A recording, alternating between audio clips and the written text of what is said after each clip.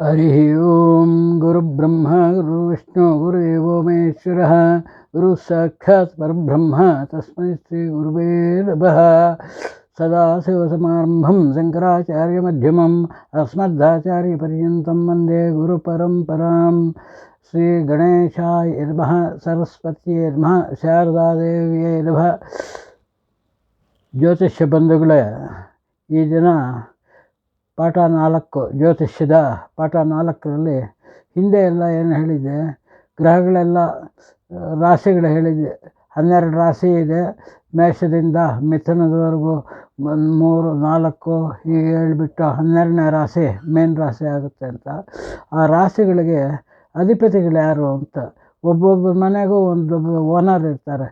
ಅದೇ ಥರ ಇಲ್ಲಿ ಏನಾಗಿದೆ ಅಂದರೆ, ಕೆಲವು ಮನೆಗಳಿಗೆಲ್ಲ 2 ಮನೆಗಳಿಗೆ ಒಬ್ಬೊಬ್ಬರು, ಸೂರ್ಯ ಮತ್ತು ಚಂದ್ರನಿಗೆ ಒಂದೊಂದೇ ಮನೆ. ಸೂರ್ಯ ರಾಶಿಗೆ ಸಿಂಹರಾಶಿ ಸೂರ್ಯ ಗ್ರಹಕ್ಕೆ, ಮತ್ತು ಚಂದ್ರಗ್ರಹಕ್ಕೆ ಕರ್ಕಾಟಕ ರಾಶಿ. ಮಿಕ್ಕ ಅವರಿಗೆಲ್ಲ ಹೇಳ್ತಾ ಇರ್ತೇನೆ, ನೀವೆಲ್ಲ ನಿಧಾನವಾಗಿ ಬರ್ಕೊಳ್ಳಿ. ಅಲ್ಲಿ ಹೇಗೆ ಅಂದರೆ, ಮೇಷ ವೃಶ್ಚಿಕ ರಾಶಿಗಳಿಗೆ ಕುಜ ಅಧಿಪತಿ, ವೃಷಭ ತುಲಾ ರಾಶಿಗಳಿಗೆ ಶುಕ್ರ ಅಧಿಪತಿ, ಮಿಥುನ ಕನ್ಯಾ ರಾಶಿಗಳಿಗೆ ಬುಧ ಅಧಿಪತಿ. ಹೀಗೇ ಮಿಥುನ ಕನ್ಯಾ ಆಯಿತು. ಧನುರ್ಮೇನ ಧನುರಾಶಿ ಮೇನ್ ರಾಶಿಗೆ ಗುರು ಅಧಿಪತಿ. ಹಾಗೆಯೇ ಮಕರ ಕುಂಭ ರಾಶಿಗಳಿಗೆ ಶನಿ ಅಧಿಪತಿ. ರಾಹುಕೇತುಗಳಿಗೆ ಅಧಿಪತಿಗಳು ಯಾರು ಸ್ವಂತ ಮನೆ ಇಲ್ಲ, ಅವ್ರ ಇದು ಬಂದಾಗ ಆ ರಾಶಿಗಳೇನು, ಅವ್ರು ಏನು ಕಾರಕತ್ವ ಅನ್ನೋದು ಹೇಳೋಕ್ಕೆ ಆಗುತ್ತೆ. ಅದೇ ಥರ ನೆಕ್ಸ್ಟು ರಾಶಿಗಳಿಗೆ ಕಾರಕತ್ವ ಅಂತಿರುತ್ತೆ. ಆ ರಾಶಿ ಯಾವ್ಯಾವ ರಾಶಿ ಸ್ವಭಾವಗಳಾಗೆ ಅಂತಾರೆ. ಇದರಲ್ಲಿ ಹೇಗೆ ಅಂದರೆ, ಚರ ಸ್ಥಿರ ದ್ವಿಸ್ವಭಾವೋ ಮೇಷಾಧಿರಾಶವು ಕ್ರಮಶೋ ಭವೇತ್ ಅಂತ ಹೇಳ್ತಾನೆ. ಚರ ಸ್ಥಿರ ದ್ವಿಸ್ವಭಾವ 3 ರಾಶಿಗಳಿರುತ್ತೆ ಸ್ವಭಾವಗಳು.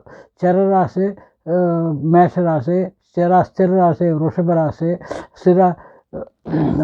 ದ್ವಿಸ್ವಭಾವ ರಾಶಿ ಮಿಥುನ ರಾಶಿ. ಇದೇ ಥರ ಕಂಟಿನ್ಯೂ ಆಗುತ್ತೆ. ಚರ ಸ್ಥಿರ ದ್ವಿಸ್ವಭಾವ ಮೇಷ ಕಟಕ ಸಿಂಹ ಕನ್ಯಾ, ತುಲಾ ವೃಶ್ಚಿಕ ಧನಸ್ಸು, ಮಕರ ಕುಂಭ ಮೇನ, ಇವು ಚರಸ್ಥಿರ ದ್ವಿಸ್ವಭಾವ ರಾಶಿಗಳಾಗ್ತಾರೆ. ದ್ವಿಸ್ವಭಾವ ರಾಶಿನಲ್ಲಿ ಹುಟ್ಟಿದಾಗ ಏನಾಗುತ್ತೆ, ಇದೆಲ್ಲಕ್ಕೆ ಬರುತ್ತೆ. ಅದು ಯಾರಿರ್ತಾರೆ, ಪ್ರಯಾಣ ಹೇಗೆ ಎನ್ನೋದು ಸುಮಾರು ಇರುತ್ತೆ ಅದಕ್ಕೆಲ್ಲ. ಆದ್ದರಿಂದ ಅದೆಲ್ಲ ಕಲ್ತ್ಕೋಬೇಕಾಗುತ್ತೆ.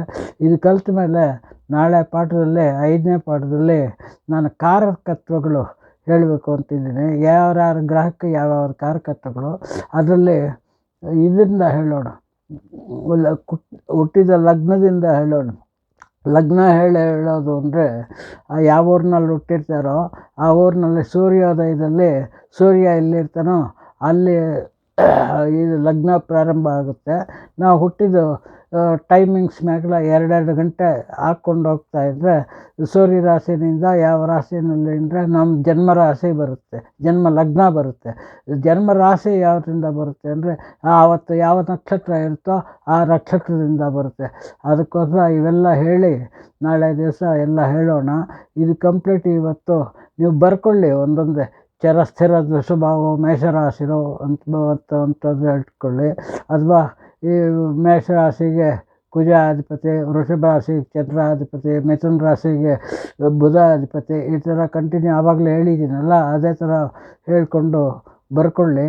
ನಾಳೆ ಮುಂದಿನ ತಾಪ ಮಾಡೋಣ.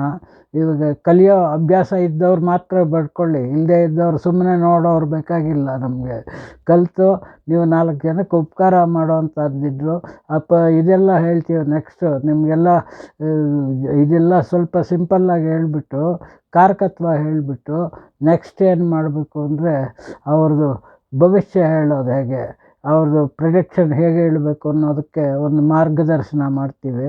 ಅದೆಲ್ಲ ಮುಂದಿನ ಇದರಲ್ಲಿ ಮಾಡಿಕೊಳ್ಳಿ ಅಂತ ಹೇಳ್ತಾ ಇವತ್ತಿನ ಈ ಕಾರ್ಯಕ್ರಮನ ಮುಗಿಸ್ತಾ ಇದ್ದೀವಿ. ಒಳ್ಳೆಯದಾಗಲಿ ಎಲ್ಲರಿಗೂ. ಕಲೀರಿ ಎಲ್ರೂ.